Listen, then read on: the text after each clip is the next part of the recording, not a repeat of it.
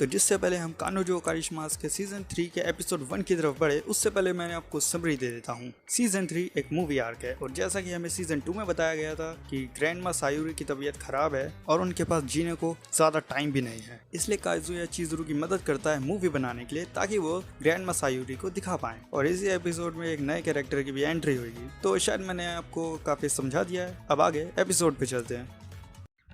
तो episode season 2 से start होता है जहाँ पर चिज़ुरू काजुया के क्राउड फंडिंग वाले आइडिया को एक्सेप्ट और रिक्वेस्ट दोनों कर लेती है। और इसके बाद हमें थोड़ी सी चिज़ुरू की फैन सर्विस और काजुया का हार्ड वर्क दिखाया जाता है और इसके बाद ओपनिंग आती है, जिसके बारे में हम एपिसोड 2 यानी अगले हफ्ते बात करेंगे। ओपनिंग के बाद फंड रेज करने के लिए काजुया मैनेजर साहब से मिलता है। तो काजुया को यहाँ बेसिकली थोड़ा सा सुनने को मिल जाता है कि वो क्राउड फंडिंग को बच्चों का खेल समझ रहा है। उसके लिखे हुए टेक्स्ट बिल्कुल भी अट्रैक्टिव और प्रोफेशनल नहीं है और मैनेजर उसे कहता है कि सुनने में बहुत अच्छा लगता है कि 70% फिल्म रिलेटेड प्रोजेक्ट तो सक्सेसफुल हो जाते हैं। सक्सेस होने के लिए खून पसीना बहाना पड़ता है और जो ये नहीं करते उनके लिए 0% सक्सेस रेट है। और वो काजुया को कहता है कि मैं इसे अप्रूव नहीं कर सकता, तुम खुद सोचो, क्या तुम 10,000 येन किसी ऐसी एक्ट्रेस पे लगाना चाहोगे जिसकी तुमने आज तक कभी फिल्म ही नहीं देखी।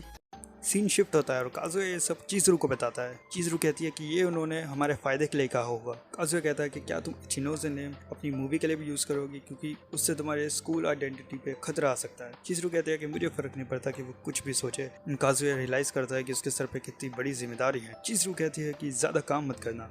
प्रोड्यूसर काजुया चिज़ुरू से उसकी फोटोज भी मांगता है क्राउड फंडिंग की साइट पे लगाने की। और उन दोनों की कन्वर्सेशन को बीच में टोकते हुए मेरी सबसे फेवरेट कैरेक्टर जो कि है मिनी, उसकी एंट्री होती है। मिनी कहती है कि तुम लोग बहुत शोर मचा रहे हो, अगर तुम्हें इतनी बात करनी है तो घर जाके कर लो ना, बालकनी में क्यों कर रहे हो, या फिर एक दूसरे को डेट कर लो। यही कह के वो भग जाती है। काजुया तो बोल रहा होता पता नहीं क्या बोल के जा रही थी हमारे बारे में, लेकिन चिज़ुरू कहती है कि वो सही कह रही है, हम नेबर्स को परेशान कर रहे हैं, और वो भी चली जाती है। और फिर काजुया रोते हुए कहता है कि अभी तो बात करनी शुरू ही करी थी, आखिर उस नेबर की प्रॉब्लम क्या है। नंबर 202, तुमने बहुत बड़ा पाप किया है हमारे बीच में आके। सीन शिफ्ट होता है। काजुया कहता है कि मैंने जो ट्रक देखा था इसका मतलब सही में 202 में नेबर आया है, लेकिन कॉलेज में घूमते घूमते उसे मिनी दिख जाती है। तो वो उसी समय वहाँ छुपने की कोशिश करता है लेकिन पकड़ा जाता है। मिनी कहती है कि तुम भी नीरिमा यूनिवर्सिटी से हो। काजुया कहता है कि हाँ, मैं सेकंड ईयर हूँ। मिनी अपना इंट्रोडक्शन देती है कि वो है यामोरी मिनी, फर्स्ट ईयर। 自分1年の八重森ミニって言います。 काजुया कहता है कि ये लड़की तो काफी फ्रेंडली है और लास्ट नाइट के लिए सॉरी मांगता है। यामोरी कहती है कि अननोइंग नेबर से ऐसे ही बात करता है, ये मैंने यूट्यूब पर सीखा था। लेकिन फिर भी मिनी सॉरी करती है। एंड फिर मिनी अपनी फ्रेंड को बताने लगती है कि काजुया उसका नेबर है और काजुया डर जाता है कि ये मिजुहारा वाली बात भी ना बता दे और वो मिनी को अकेले बात करने के लिए बुला लेता है। तो काजुया यहाँ पर मिनी को बताता है कि उसे ये सब सीक्रेट रखनी है, लास्ट नाइट वाली बात जो वो मिजुहारा के साथ कर रहा था। जब मिनी उससे रीजन पूछती है कि छुपाने की क्या जरूरत है, काजुया कहता है कि बस मैं इस रिलेशनशिप के बारे में किसी को बताना नहीं चाहता। मिनी कहती है कि मैं समझ गई। मिनी कहती है कि ये काफी बुरा लगेगा अगर कोई तुम्हारे बारे में मजाक उड़ाए। मिनी कहती है कि मेरे लिए भी कोई बहुत इंपॉर्टेंट है और वो वहाँ एक आइडियल की फोटो दिखाती है उसे। काजुया कहता है कि पहली बार तो डेटिंग के बारे में बात करी थी और अब वाइफू के बारे में कर रही है।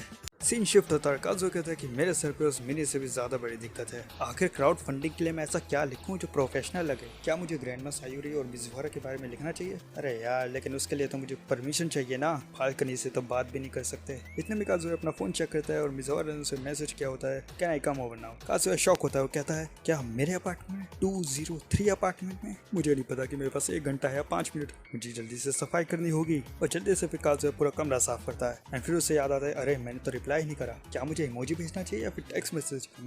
और फिर से वो साफ सफाई में लग जाता है, लेकिन डोर बेल बजती है और कोई नहीं, वहाँ पर चिज़ुरू ही थी। चिज़ुरू कहती है कि परेशानी के लिए माफी चाहती हूँ, बट दिस वर्क काजुया। जैसे ये देखता है, चिज़ुरू को ये बात एक्सप्लेन करनी पड़ती है कि वो यहाँ पर सिर्फ फिल्म रिलेटेड डिस्कशन के लिए आई है, तो कुछ और ना सोचे। वैसे भी वो लड़की सही कह रही थी, हम बालकनी में पड़ोसियों को परेशान नहीं कर सकते।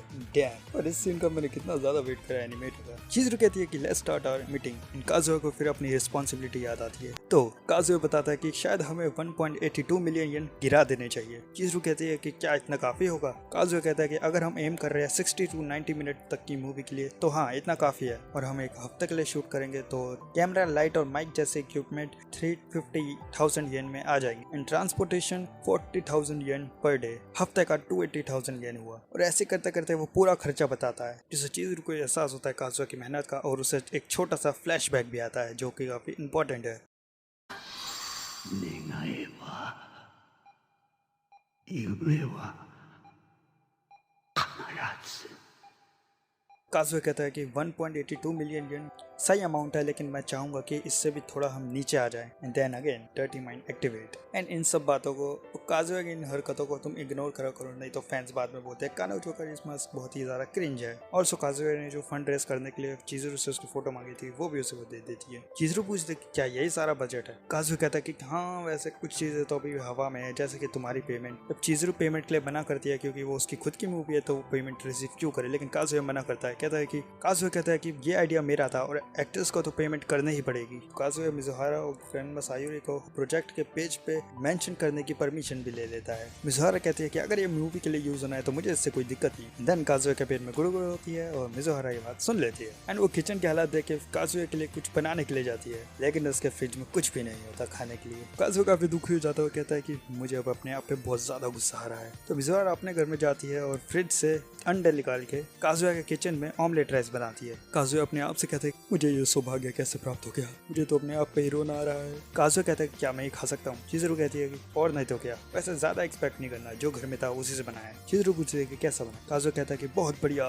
चिज़ुरू जा ही रही होती है और इतने में काजुए कहता है कि मैं अपनी सेविंग से भी क्राउड फंडिंग में हेल्प करूंगा। और जब चिज़ुरू मना करती है तो काजुए कहता है कि मैं अपने पैसों के साथ तो जो मर्जी कर सकता हूँ ना। चिज़ुरू कहती है कि जरूरत पड़ने पर तुम मुझे कांटेक्ट कर सकते हो। काजुए सोचता है कि क्या ये सब हमेशा ऐसा ही नहीं चल सकता, मैं चाहता हूँ कि ये टाइम कभी खत्म ही ना हो। बट एपिसोड की हैप्पी एंडिंग होते होते रह जाती है और हमें गेट खोलते के साथ ही रुका दिख जाती है। एपिसोड यहीं पे खत्म हो जाता है। तो 2 साल के बाद फिर से मैं एक्सप्लेन कर रहा हूँ, तो अभी आदत लगी नहीं है, इसलिए थोड़े से शब्द यहाँ वहाँ हो गए होंगे, लेकिन डेली करूँगा तो फिर से आदत लग ही जाएगी। तो मिलेंगे आपसे मेरी नेक्स्ट वीडियो में, जब तक ले tata bye, see you and sayonara.